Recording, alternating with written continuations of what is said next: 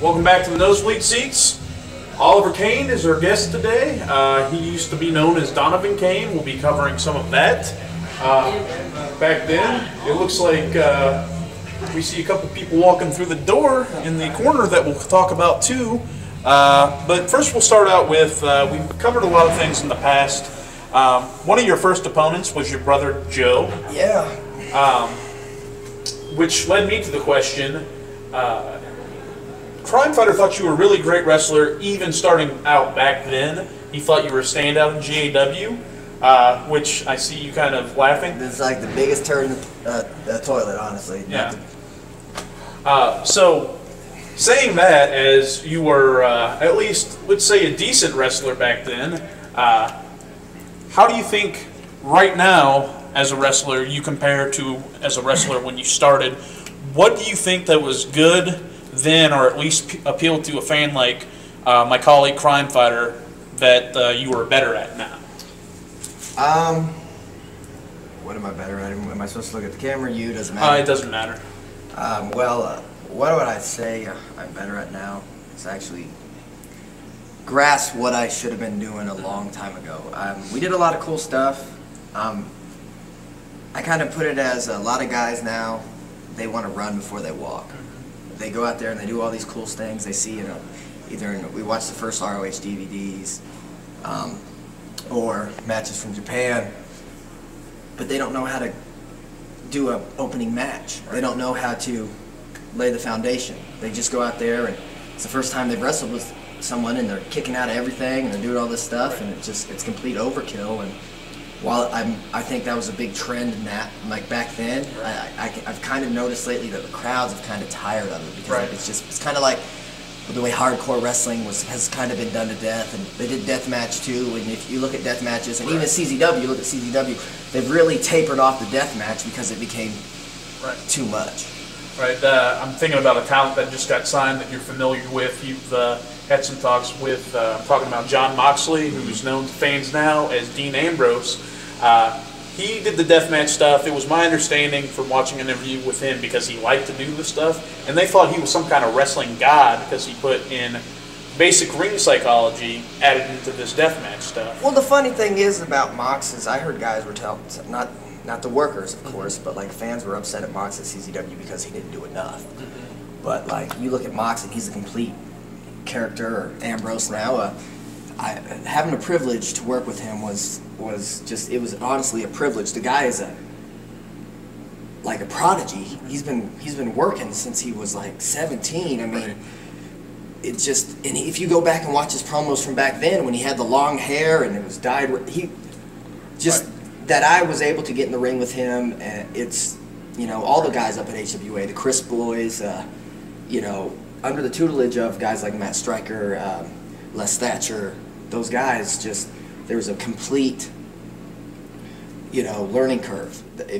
I mean, you look at Mox, how long was he? I mean, he was like, he blew up out of nowhere, and then he was already signed up. Right, and not to digress too much with this new talent, but I think both of you are both excited about this guy. Before he was even allowed to train, he asked Les to sit and watch the guys, so very much a student of the game. What strikes me about him the most is a guy who can listen and pay attention to things. How important do you think it is, and how much do you think it's lacking of guys that just sit there, shut up, and learn instead of trying to forge a path ahead in their own way? The problem, a lot of it is guys, like I said, they want to run before they can walk, and they don't have respect for guys.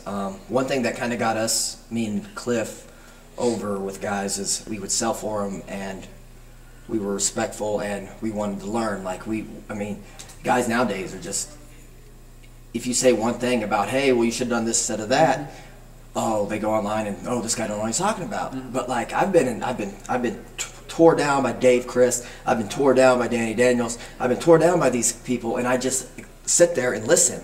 You know, and even if you don't agree with it, it's something that you might not see then, but when you look back on it, you'll be in a situation and it works. I mean, like the first time I saw Mox, I knew it was not if, but when he was going to get picked up. He was just so far ahead of the game. Okay, moving on from GAW, we've got the Terre Haute area. We've got, what are your opinion on the training there as opposed to the training in GAW? Similarities, if any? And then their crime fighter wanted to know about someone who had a little bit of celebrity in Michelle Dayton, America's Next Top Model. She was, to be honest, she was horrible. Okay. Terrible. A lot of the guys had no idea what they were doing. Same thing. I mean, Terre Haute was, it was more like ROH guys and move stuff, and not ROH in the, I hate that. It's a derogatory term to me when I hear guys, we're going to have an ROH style match, when they just want to go out there and do whatever they want. GAW, they had me training guys a month in, and there was no way I should have been doing that. You know, it led to there, honestly, it stunned me a lot. We're looking for a wrestling. It stunned me a lot, you know, it took me years. You know, I always say, you know, I've been working this long and I've been wrestling this long, because there's a big difference. When it comes to the guys were definitely tougher in Terre Haute. We got a core group of guys that wanted to train. A lot of guys, that's why I kind of I left, because the way they were doing things were different. I mean, it was more of practice than it was training, because to be honest, we had no clue on what we were doing, either of them. So like I said, we got lucky that kind of, and it took the long way to get introduced to guys, and guys taking a liking to us because we would put them over and sell our butts off for them, and you know, take us under the wing and actually teach us how to do the things the right way. Do you think either GAW or CCW, since we've talked about that, have left a whether it be positive or negative, an overall mark in the Midwest? No. No? Okay. No, I think it was the only thing at Terre Haute. I mean, I love the guys, but it was just a bunch of guys getting together and wrestling. It wasn't a legitimate fed. We didn't know about match progression. We had no idea about psychology. GAW, the same way. GAW were, you know, Mike and Richard, they wanted to start their own place, and you know, they tried it and it didn't work out. And you know, honestly, if you look, there's nobody who kind of came from GAW is working anywhere else. How did you come to meet Jason Light and his now his wife and your wife, and continue to travel together as kind of a unit to different shows? How did that all come about? Well, what happened was I traveled with Richard and Coop to CCW. They were working at CCW, and I traveled to a show, and they got me on a battle royal, and then basically I started going up there and training. I was paid $25 a session to drive 3 hours and train, and it was one of those things where I enjoyed the way he did it. It was guys more of my age, guys who wanted to train. Me and Cliff would get in there and we would go. I mean, we might not have known, we hustled, and our moves were crisp, but we didn't know where to put them. We didn't know anything, but the techniques were there. We just didn't know how to incorporate them. Your training almost seems a very almost old school type of thing. Like in the old days, you didn't particularly go to a wrestling school. You kind of learned your bumps, but you learn by wrestling in front of people and encountering these. I didn't know any better. That's what it was. I didn't know any better. And a lot of guys are in that same thing now. They don't know any better. They think, you know, you got a lot of upstart places that are just guys getting together, you know, and wrestling when they're not working. They don't know. You know, like I said, they try to run before they walk. The first match they have, they want to do all these moves, and they go out there and no one cares. They don't get that emotional connection. You want that emotional connection. Do you feel there was a rivalry between the Terre Haute organization CCW and NCW at all? I mean, Maybe out of Paris. Out of Paris? Not really to us. We never really took into consideration. I mean, as bad as, I mean, we didn't know, to be honest, we didn't know psychology, but we started learning it. And none of the places around there did. I mean, NCW folded. They wrestled in a little 14 by 14 tiny ring.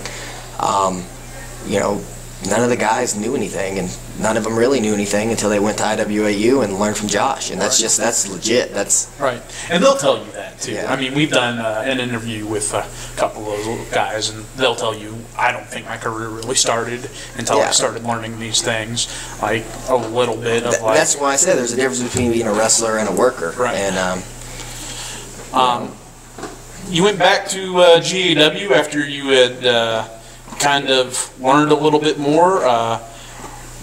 What sparked that decision in particular? my little brother was wrestling. Okay. And I wanted to wrestle with him, and it was a way to, basically someone to pay my trans to come over to see my family. So I kind of used it as a way to come see my little brother. I had my wife, and it was just a good way to spend time with my little brother, honestly.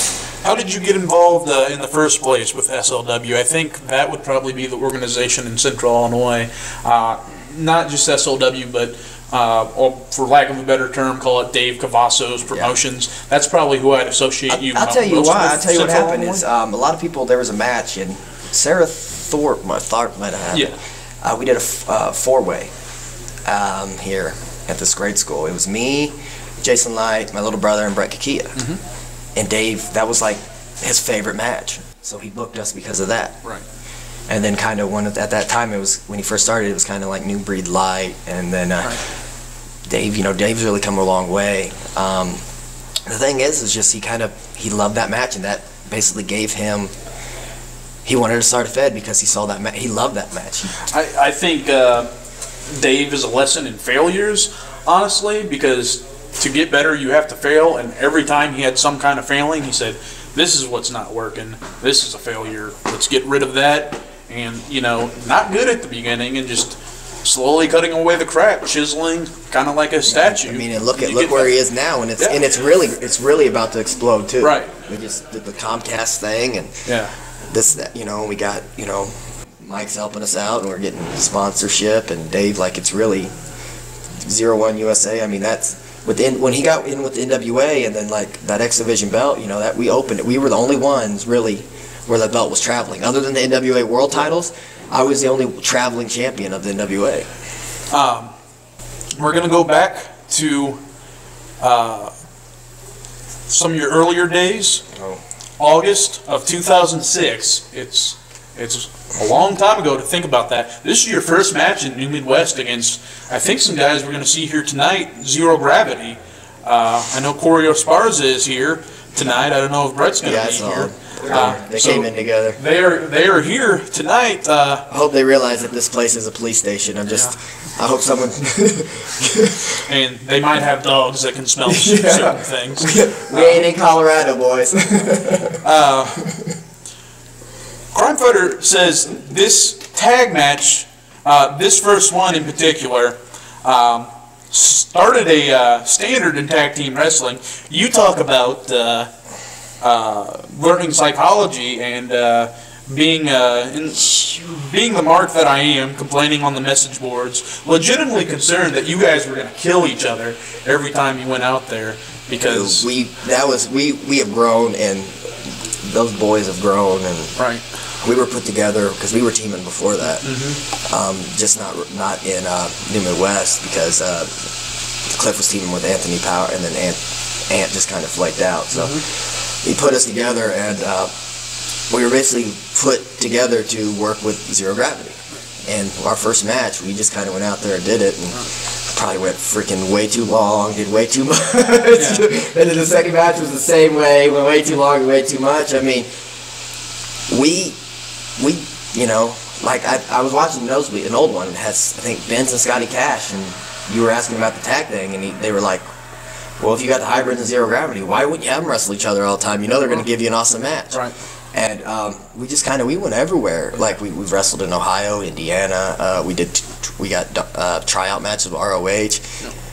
It was just, we kind of grew together. I mean, those, you know, to see what they're doing, it kind of upsets me, the fact that they should be further than they are. Right. It's just there's not really any tag teams out there for them to work with. Yeah, especially in the Midwest. Yeah. In fact, they were in, not to make it too much about them, but you were one of the teams that were brought in, fed to them to build them in Dreamwave. Yeah. They pretty much went through almost every tag team in the Midwest before they dropped the belts to the Beck family. Yeah. Well, I mean, the thing with that is they brought us in as babies, and it's just like, dude, we're not babies. Right. Don't bring us in as babies. Right. And then, you know, they put us first match of the night, and then we went out there and did a hybrid zero gravity match, and then they were like, oh, you did too much, and then you watch the rest of the show, and it's like, how did we do too much when everybody's kicking out everything? Right. The thing that strikes me about those guys is they're not just doing it for a crowd reaction. I've seen these guys in training. They would fly all day if you let them, whether there was a crowd. They've gotten smarter, though. That's the thing, and I hate that. I hate people. You know, those are my boys. Them, Nick. You know, those are my boys. We don't work with each other a lot, but we came up. We used to drive to Iowa together, go to Chicago together. The growth of them, because when they started, they were move guys. When we started, we were move guys. We caught the psychology, then we spread it to them. And then we went this way, and they went that way, and then we converged, and we worked together. I mean, the fact is, those boys just, the stuff that Brett and Corey can think of, Brett is so underrated. Right. He has got such a mind that, and Corey, they're just so innovative, and it makes sense. They put the stuff where it makes sense now because they were taught that. They went to Iowa and learned under Danny Daniels. They paid their dues, you know, and it just frustrates me when people would say stuff about him, guys that can't work. Right. You know, oh, well, they just do flips. No, they don't. No. They put their flips where it needs to be. They can work. Right. If they just did flips, we did dark matches for ROH. And we couldn't do anything.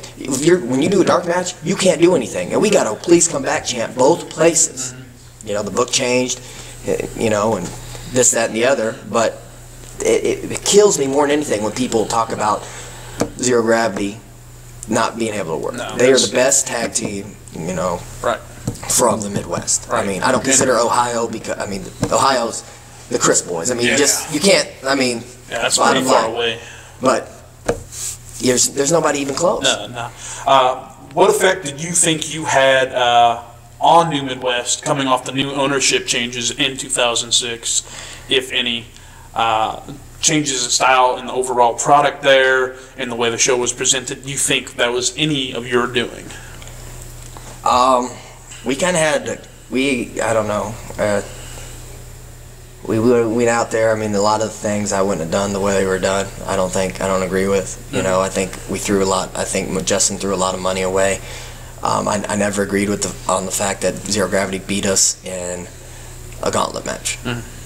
I think if they're going to beat us, we should have milked it until it was a regular match, then put them over. Don't give it away when we had beat them twice. Don't give it away in a gauntlet match because it's giving it away, especially when we were the last team. It makes no sense. I know you want to make it, it doesn't. If we would have went over, if they would have flipped us and had us beat them up and lose by DQ, and then they beat the other team, you know, they could have said, I said, yeah, you might have won, but you didn't beat us. It could have led to something. As opposed to just giving it away in a meaningless gauntlet match.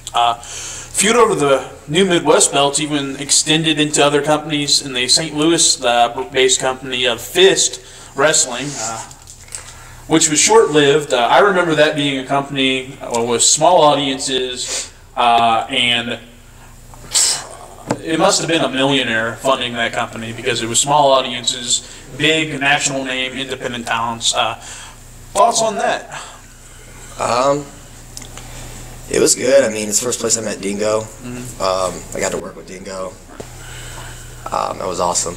He's still sporadically, I know. He's coming back. Yeah, he'll be wrestling in February, I believe. I don't remember the date now. He's looking into coming back. I think he's going to come back to IWAU and start working out there. It was neat. I mean, it was cool. I mean, I'll tell you a funny story, all right? Matt Seidel's there, right? Yeah. Okay. So he's in the back.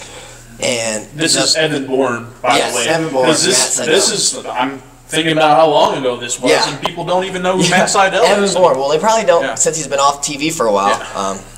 But great guy. His brother Mike's awesome too. So we're in the back, and the girls are there, and our wives, my wife and Cliff's wife, they'd watch Shimmer, and they loved, you know, Right. Mischief and Daisy, hey, you know, this, that, and the other. Great workers. And basically, like, we brought it up. Like, Cliff was like, yeah, you know, and said something about that. And then Matt's like, yeah, I trained Daisy, and, you know. Right. And then my wife was like, kind of like, okay. And then just kind of like no-sold him. And then we're just like, what are you doing? And then Matt... And then we kept, and we gave her, you know, we gave him crap the rest of that show. Like, Matt's like, well, you know, if that's not, I'm sorry if I don't impress you. Is the Zero Gravity feud your favorite feud you've had so far in your career? I don't know. It's what started us, and I'd like to do it one more time. You know, if Cliff ever got in shape again. I love it. We always had good matches. We worked everywhere. I'd put it maybe 1B maybe, because the Airborne was a fun feud. Okay. And then we've had a feud with this team called the GP Code. And Okay. if you saw any of the HWA shows in Peoria, I don't think I was present for any of the shows you were actually. what? The GP Code was there. Oh, Okay, so Because we wrestled them, because we did they came out in a van. They did the first Peoria show.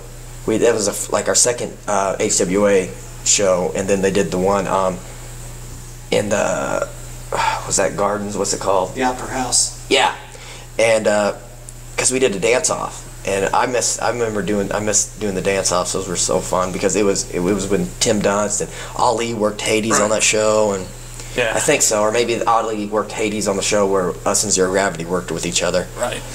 We're talking years ago. That feud's still going strong. Ali and Hades. That's going to be on the next Dreamwave show. I'm glad Hades is, you know, and those are two guys that, you know, I was there when Ali kind of hung it up, and if he wants to work, go for it. Yeah. There's a question about managing home life. You're a family man. You raise a family. You've got a wife. How do you manage the stress? I mean, we've got, I don't want to insult anyone personally, but independent wrestling scene and professional wrestling is filled with a lot of boys that don't have adult responsibilities. So how do you manage? You just gotta set your priorities. Yeah. So I mean, it makes you think. Like, you realize, I don't have time for BS as much. I mean, it's like I got kids at home that right. You I can't deal with. I can't deal with a 25, 27-year-old man acting like a child. It's like, and I don't need this, you know. It's, if I want to hear somebody make excuses and act like a baby, I'll talk with my, you know, 6-year-old daughter. Right. Traveling out farther, places you went, such as we've discussed HWA, IPW. Are there any others? We went down to, we wrestled with me and Shank, worked with each other for NWA down in the Panhandle in Panama City. So that was formerly, wasn't that a Chuman kind of thing after the fact? You know, he was gone. I didn't. Okay. We didn't. So it was Sheik? Sheik booked it. Sheik didn't book us on that. Sheik was a little upset that we took the booking because he thought the guy wasn't going to be able to pay the guys, so he didn't. He was like, man, why'd you have him come down there? Because if they wouldn't have got paid, they'd been screwed over. It was, I forgot the dude's name, but it was just kind of like he got a hold of Dave. We've also, for NW, the 01, basically, we did Bruce City. We did the one, NWA Underground, 01 Underground. It's basically right on the cusp of Michigan and Indiana. Okay. You are known, at least by my colleagues, as being outspoken, not afraid to speak your mind. You've clashed several times in debates with, I don't know, everyone but Floyd at this point. We've discussed this, you being outspoken. Is there anything you're not afraid to say, I guess would be my question, because we've discussed the... Not afraid to say? I don't know. I mean, I kind of look at things now, and I don't get in arguments as much because I weigh it. Sometimes you just look and you're just like, It's not even worth my time, because why get sucked into something and you're not going to change anyone's mind, or the person that says it doesn't matter. Just to be honest, like dealing with like some guys that you're just like, he don't affect me, or he's not. Let him waste their money, or let him have it. Asking Crime Fighter, he kind of put together this list along with Chris Lee. The reason we believe here at the Nosebleed Seats that you are so influential is that you have a really good read on talent, and my colleague seems to believe that promoters come to you a lot of times to get a read on talent. Now, two-part question: do you feel that you have a really good read on talent at this point in your career, and is there any truth to certain promoters coming to you and saying, "What do you think about this guy?" The second part, yes. Okay. Because they know, basically, I will not vouch for somebody because it's my name online, and that's basically, I've seen, and just to me, if I'm going to vouch for somebody, like when I'll pitch somebody today, whether it be I pitch somebody to Pro Wrestling Glory, whether I pitch somebody to anybody else, or they ask me, I list the positives and negatives. Okay. Because I don't have time, I don't want to. I have a theory that if you don't screw anybody over, if you screw people over, then you can't be upset when someone screws you over. Right. So, do I think? I think I can. I can see positives. I think I can see how to use people. Okay. I mean, everybody. There's a way to use most guys on the show. Right. Certain guys. If they're willing to listen. Yes. Certain guys aren't. Certain guys might not be able to do this. They might be able to do that. But you can find. You can mold them if they're willing to learn and mold. The sky's the limit for anybody, because the bottom line is people think this and that. But if you go to the Fed, they're gonna mold you. Yeah. I've mentioned this guy many times before when someone says something about this guy. You were in GAW. You're familiar with this guy. We've got Alexander. People tend to, poo-poo him and all, but he's 500 pounds. He looks like that. You can use that guy. You can splash a guy, and it's a 500-pound guy splashing a guy. So everyone who you just got to have someone that can know how to use him positively. Right. Like if you can, like Larry's one of those guys, or Gavin's one of those guys where you could say, run through this wall, and he'll run through a brick wall. You just have to put guys around him that know what they're doing. Like I was working, to be honest, I was working with Doomsday. I was Lumpy. I was working with Doomsday on IWAU, and they had me teaming with him. Josh had me teaming with him. And then we were working with each other because I was teaching him how to use his size. Because I'm unselfish enough that I'll put him over. I'm not going to expect him to bump. I'm not going to do this and that. After we had a couple matches as a tag team, I went to Walt and to Josh, and I was like, "Turn me, baby. Split us up. I want to work with Lumpy, because he's going to learn a lot quicker in the ring with me than teaming with me." And he knows how to use his size. He's learning psychology, and that's the main thing. I mean, we could have Lumpy versus Stumpy, then the Dixieland Destroyer versus Doomsday, and then several combinations. But I mean, he's come so far, and you just look at the guy, and he knows he's starting. In so little time too, but it's because he's there and he's training and he wants to get better and he listens. And who has ever said a bad thing about this talent so far? I think everyone's in love. Yeah. Same thing with Shank. I took Shank with me to HWA. I started getting him bookings. Shank's one of those guys that's a sponge. He listens to anybody. He'll go, when he was working in CCW in Evansville, he would ask the guys to watch his match and he would listen to them. Right. So even if he would watch the other guys' match and listen to the old timers talk about it, so you don't repeat the same mistakes. Thank you for joining us here at the Nosebleed Seats. For our several colleagues, Crime Fighter, Chris Lee, ISU Floyd, and myself, Mystic Order of Arachnid Vigilance, member number 5706. We thank Oliver Cain for being a guest. We'll see you next time.